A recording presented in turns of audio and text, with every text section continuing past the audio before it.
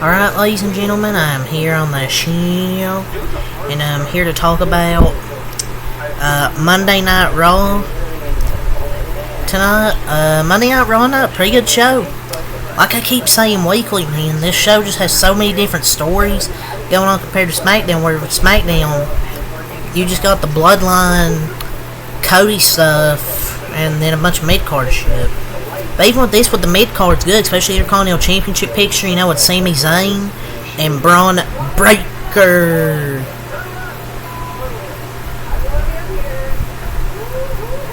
But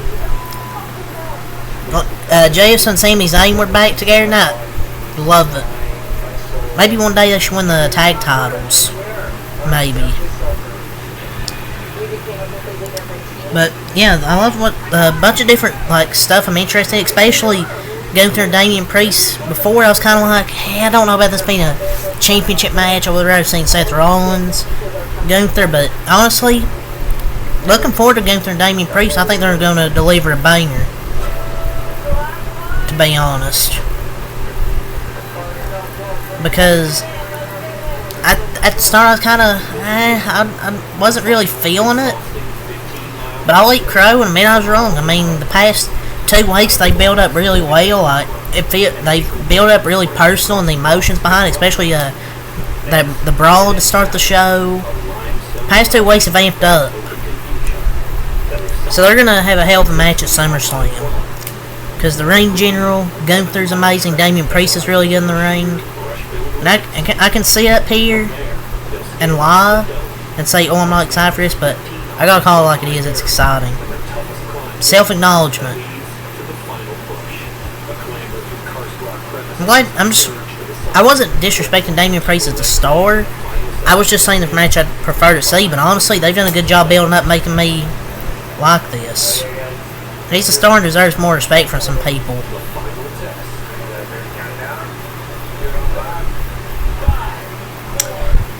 So, to start the show, Gunther getting some heat, getting that Hell Heat pile, getting the boost from that Green Bay Packer crowd,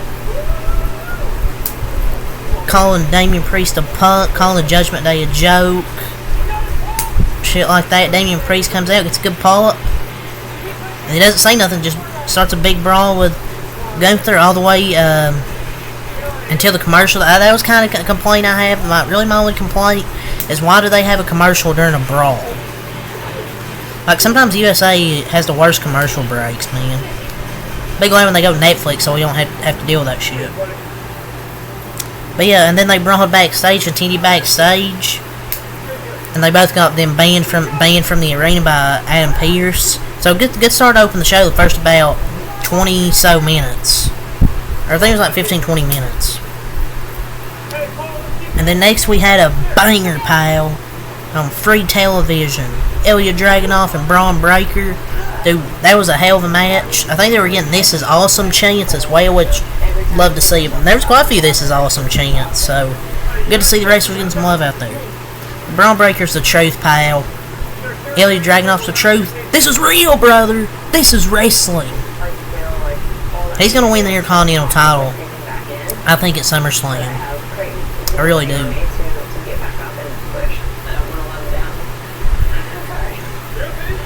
But this was a hell of a match. And there was a nasty bump that Ilya Dragunov took at the end of the match. He took a spear in midair, kind of hit the apron.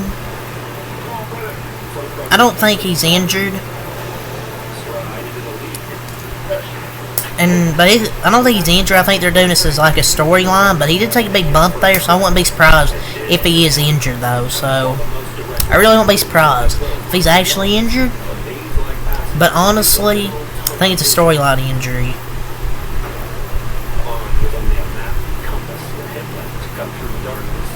But his booking, Dragunov's booking's been really interesting. On paper, he hasn't had a big win since beating Ricochet in the King of the Ring tournament, but whenever he's lost, he's been heavily protected, though. Hopefully this means what I think it does for Bash at the Berlin. He's going to start winning soon, I believe, for Bash in Berlin. Even though he's lost, he's been protected. It's not like he's been buried. But I think it's more likely we get him versus Braun Breaker at Bash at the Berlin. They could save Gunther for WrestleMania or something. I don't know. But yeah, that was a banger. Braun Breaker won due to a referee stoppage. And then we get a Judgment Day backstage segment. There was a few of them, so I kind of forgot about all what was said. So, yeah, there was our first one. Lyra Valkyria versus Sonya Deville. Sonya Deville beat her. This was low-key good, really good match. The women actually got some good time this week. Lyra Valkyria and Sonya Deville put on a great match, and Sonya Deville obviously got the win, so they're building up that new faction with Sonya Deville, Shayna Baszler, and Zoe Stark. They even done kind of like a scissors, like in the middle of the ring, like remember the Shield's fist bump? Well, they put like, it's kind of like, I don't know how to explain it. You'll have to look it up yourself. But it was kind of like a Shield when they Dean Ambrose, Seth Rollins, Roman Reigns, where they stick their fist out, bump fist. It's more like the lesbian Shield.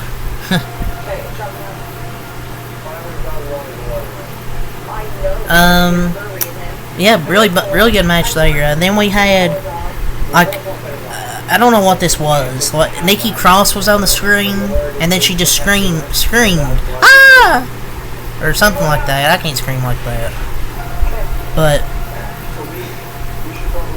I don't know what that was. But it was scary because I heard a scream. I'm like, what the hell was that? Yeah, then that happened. Then CM Punk, we had a segment with CM Punk, Drew McIntyre, Seth Rollins, Adam Pearce come out there as well. CM Punk announced he's clear for SummerSlam, and the match is official with Drew McIntyre, so we got another match added to the card for SummerSlam. Dude, SummerSlams look like a freaking banger. Remember when me and other people were talking about, oh, we're not going to be excited for SummerSlam? So I'm honestly pretty excited for SummerSlam. We're going to have some banger matches, and we're going to get the Tribal Chief pal. We're going to get Jimmy Uso pal. We're going to get Paul Heyman pal. In the same arena. And then we had Xavier Woods, Kira Tozawa, happy birthday to Kira Tozawa, and Otis, love Otis, against the Final Testament. That's a live crowd reaction for Karrion Kross. Dude, Karrion Kross is dead in the water at this point. I mean, I like the guy, but I don't really like the guy. I mean, I'm neutral. I don't like him. I don't really care for him. Just neutral. And they just haven't done him. He's been buried since the first day he showed up in the main roster under the Vince McMahon era, where he showed up with that stupid mask and got buried in a minute against Jeff Hardy. And he was done ever since. He just can't get any crowd reactions. Just nobody cares for him, man. And then we had a brawl backstage to Judgment Day while Sami Zayn was getting interviewed. They found Jey Uso, started attacking him, and Sami Zayn saves him. And this kind of tells me maybe Sami Zayn could be part of the next chapter of the Bloodline saga whenever that happens. I'm not obviously not cousins with any of them, but he was a part of the. Remember, he was a part of that OG Bloodline. With Jey Uso, Jimmy Uso, and Roman Reigns, Paul Heyman. You remember he was a part of that OG Bloodline. Will he be in it? I don't know. They could just add other guys that are like part of, that are related to Roman. But I don't know. He's been friends with Jay for a while, but I don't know. We'll see. I could definitely see Sami Zayn being involved in it, though. I think as he should. I feel like the people hating on him is just forced. Like weird and forced. Because people switch up 1 minute, want something pushed, and next call him overrated. But I don't know why he wouldn't be in the OG Bloodline. But it's only a matter of time. It's gonna happen soon. I think they're slowly planting the seeds like they did right there.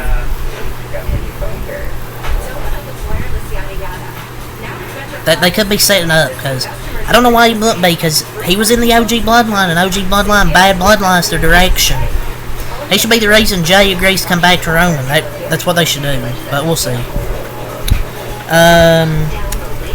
Creed, Gable, and Otis come out after, or this happened, I think this happened before the tag match, but I wrote it after it. But after the tag match, Chad Gable and the Creeds come out. They had a segment, and then they start beating the shit out of Otis and they start beating the shit out of Otis and Tozawa. After they threw Otis at the steel post, shoulder first, they were getting chairs, but then the Wyatt Six music hits, and they had the Creed brothers out there with chairs trying to protect Chad Gable, but Uncle Howdy, or I think Sister Abigail, Uncle Howdy, whoever the fuck it was, hit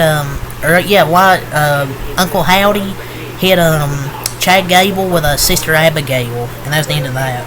Pete Dunne versus Bronson Reed, that didn't happen in a no contest. Sheamus hit them both with road kicks, and yeah, pretty much it there.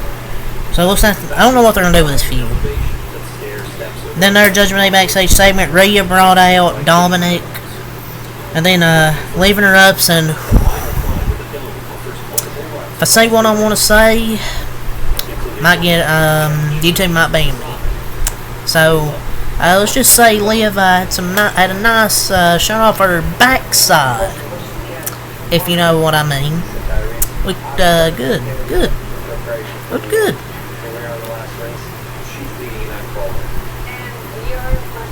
But yeah, basically Dominic, I guess, kind of rejected her, said I hate you, yada yada yada, stuff like that. I'm not buying it. Probably in like SummerSlam, he'll betray Rhea, go with Liv, and then we go on from there. This will probably last like 2 weeks, or this probably last because the Go Home show's next week, so that's probably be like 1 more week, and then Dom will betray her at SummerSlam. Zelina versus Zoe Stark. Zelina beat Zoe Stark in a solid match. Got help from Life of the Party and Lyra Valkyria to beat Zoe Stark. Glad Zelina got away after getting buried last week. And then Jay and Sammy beat JD McDonough and Finn Balor in a tag team match.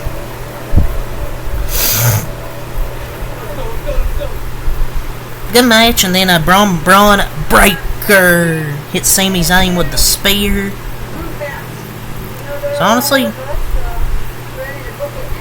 that's a pretty good damn episode of Monday Night Raw night. I give it tonight. Give it a 9 out of 10. Because I honestly enjoyed it.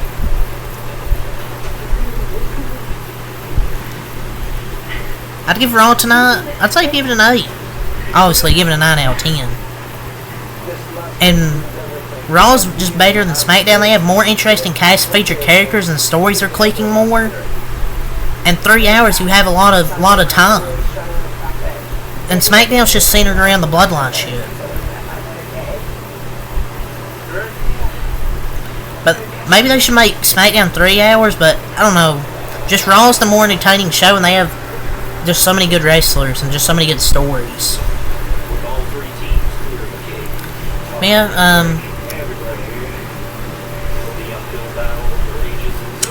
but yeah, Ilya Dragunov, Braun Breaker was great tonight. The Seth Rollins being the special guest referee. That segment was great with Punk and McIntyre. The star of the show was a really good segment. A bunch of good stuff throughout the show. So yeah, really all I gotta say for tonight. So yeah, until next Mac Live, peace.